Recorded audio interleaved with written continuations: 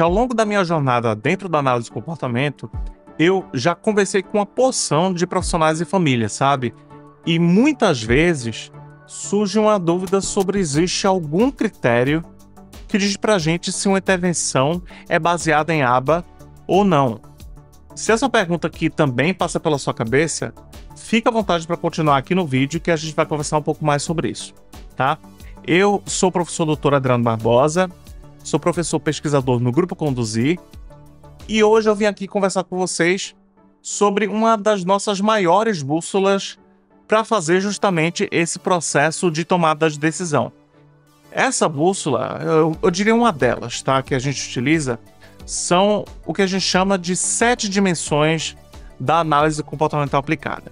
Quem traz isso para a gente são os professores Don Bear, Montrose Wolf e Todd Risley. O nome do artigo no qual eles trazem essas 7 dimensões é chamado Algumas Dimensões Atuais da Análise Comportamental Aplicada.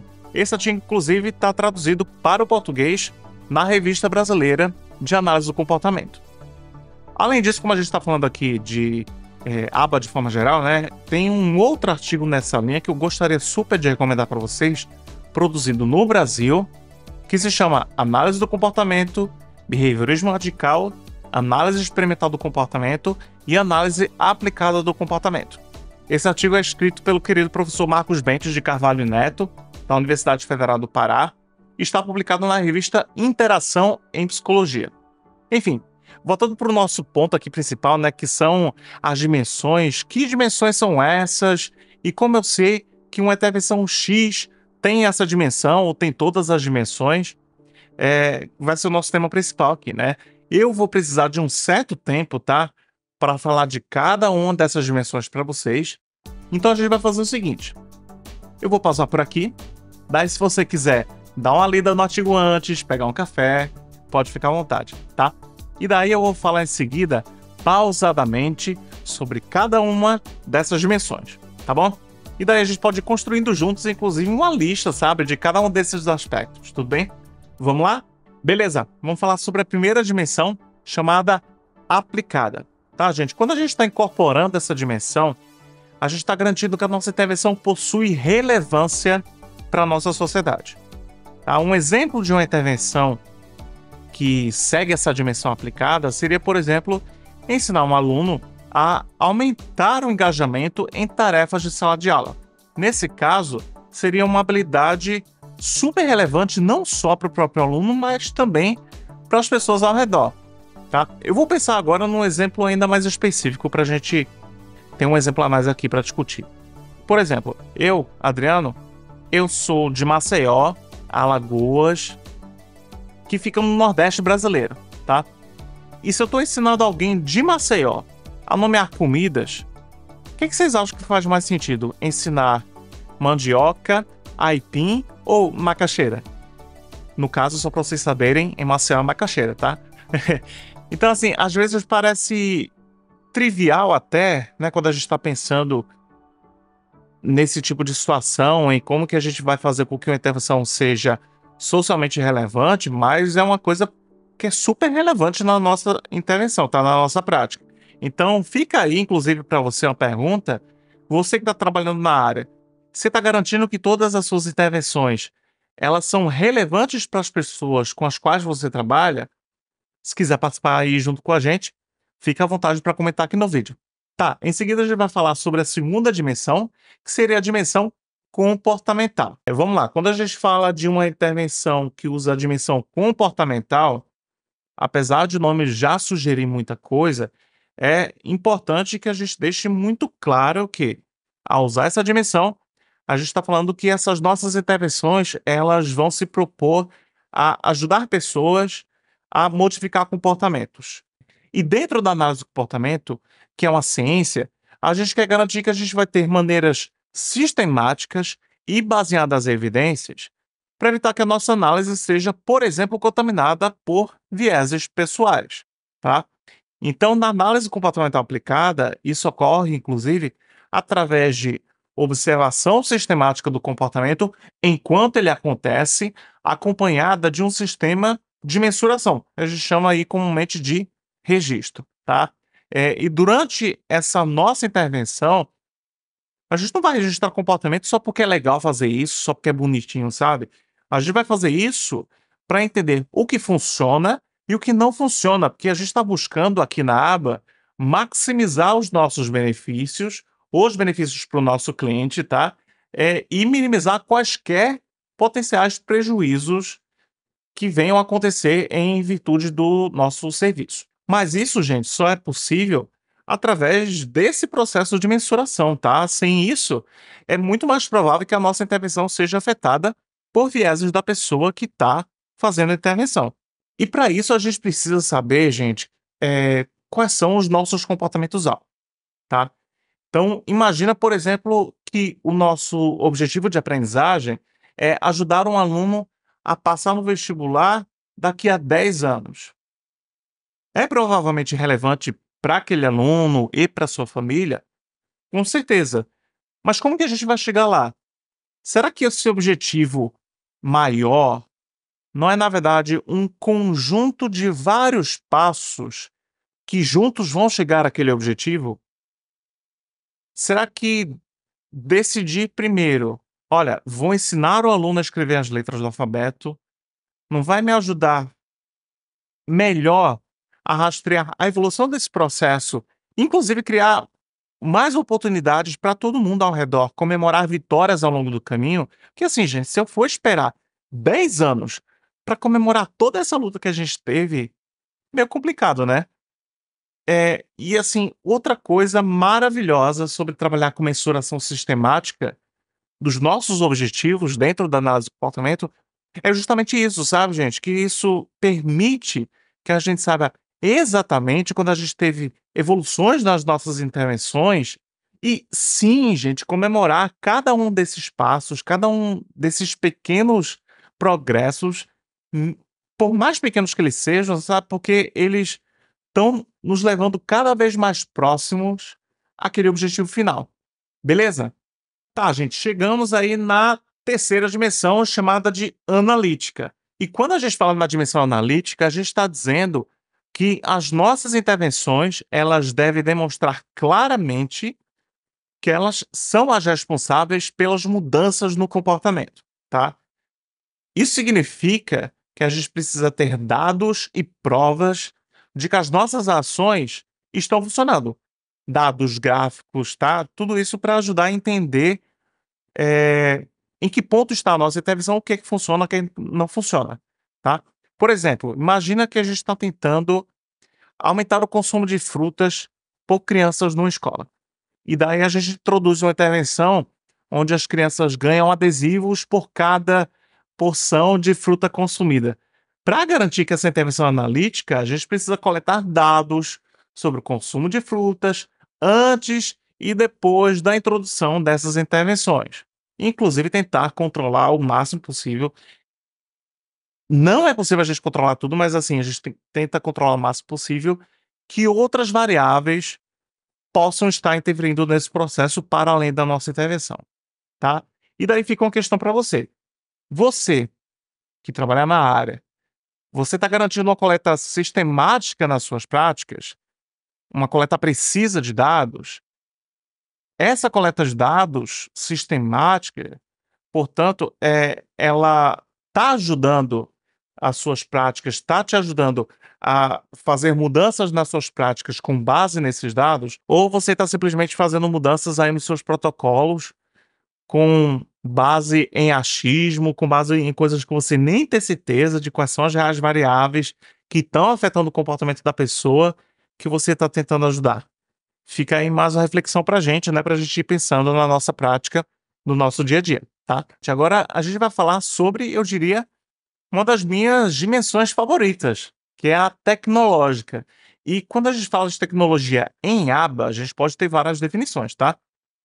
Quando a gente fala das 7 dimensões, falando da dimensão tecnológica, a gente fala que, ao formular as nossas intervenções, a gente vai descrever essas intervenções de forma que outras pessoas consigam não só entender, mas também replicar essas intervenções com uma certa facilidade. Tá? Lógico que precisa ter conhecimento técnico, mas precisa aí ser um tipo de descrição que facilite a replicação desses procedimentos, tá? Então, por exemplo, quando eu elaboro um plano de intervenção, eu preciso envolver várias pessoas, né? Família, clínica, escola e por aí vai.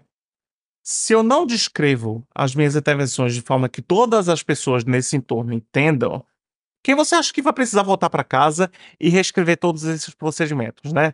Então, assim, gente, ter qualidade técnica não significa falar de forma inacessível, tá?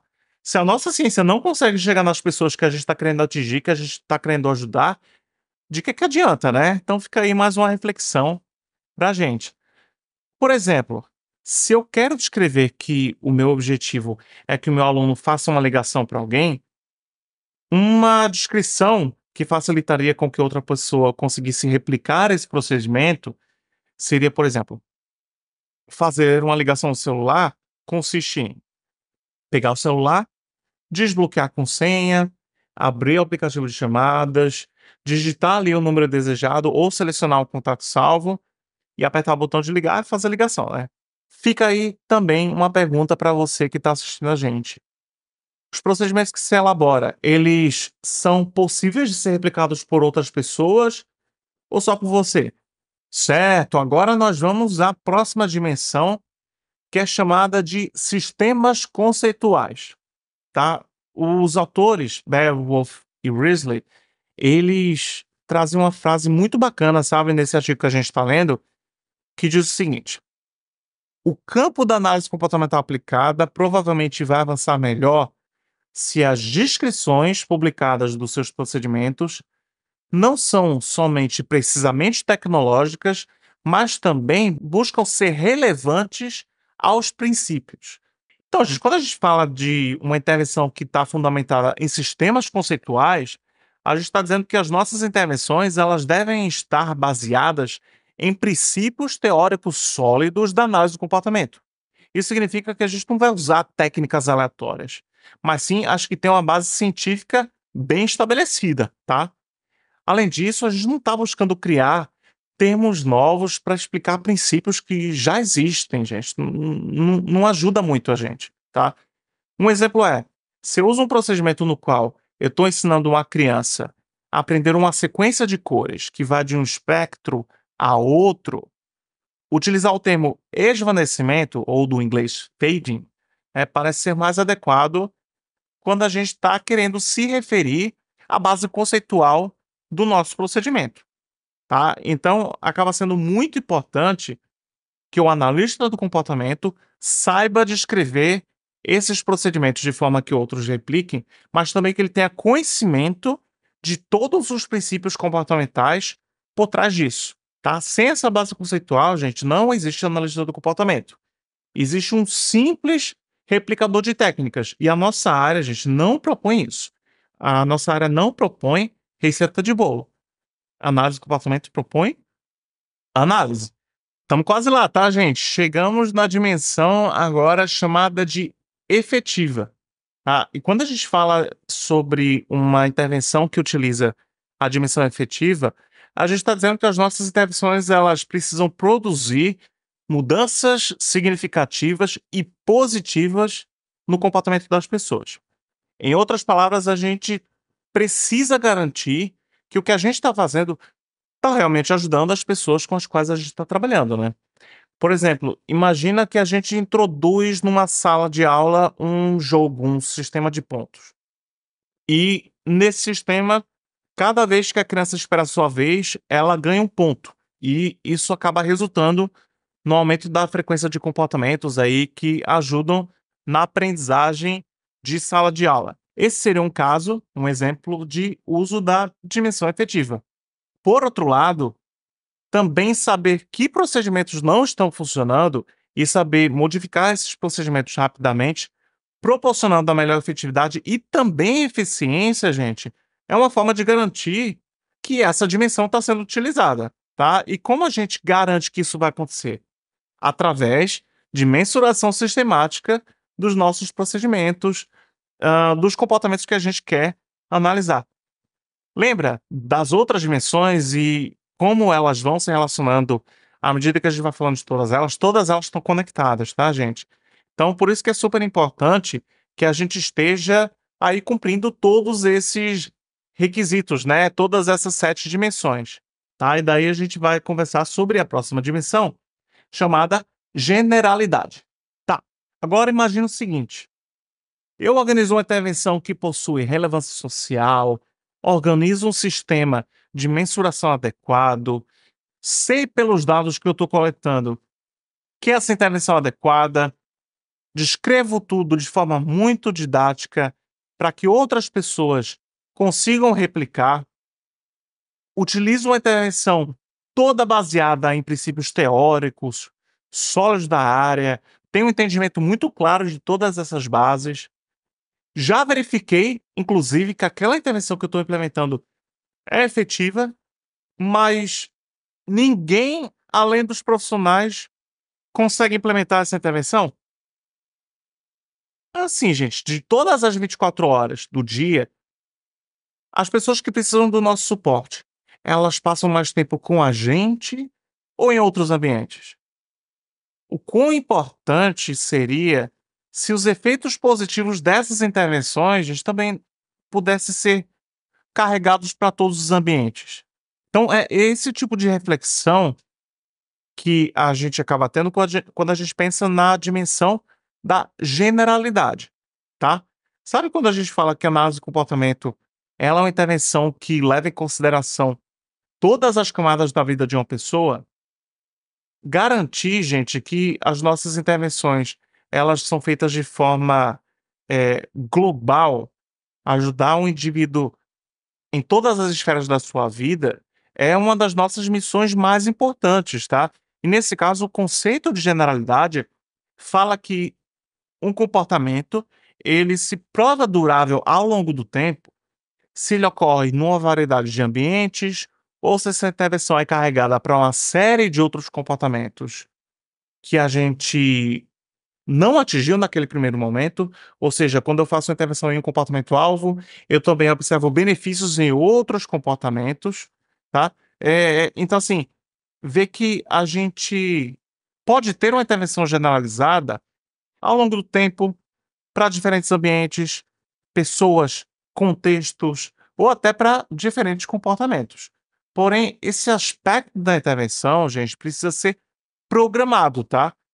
Não faz sentido a gente ter uma intervenção em um ambiente, por exemplo, e deixar o acaso esperando que esses efeitos eles acabem sendo generalizados para os outros ambientes.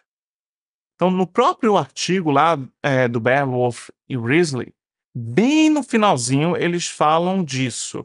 Mas esse aspecto específico ele é abordado em maior profundidade no artigo escrito por Trevor Stokes e Don Baer. O nome desse artigo se chama Uma Tecnologia Implícita de Generalização, mas aí é um assunto para outra conversa, porque senão a gente vai esticar muito esse vídeo, tá?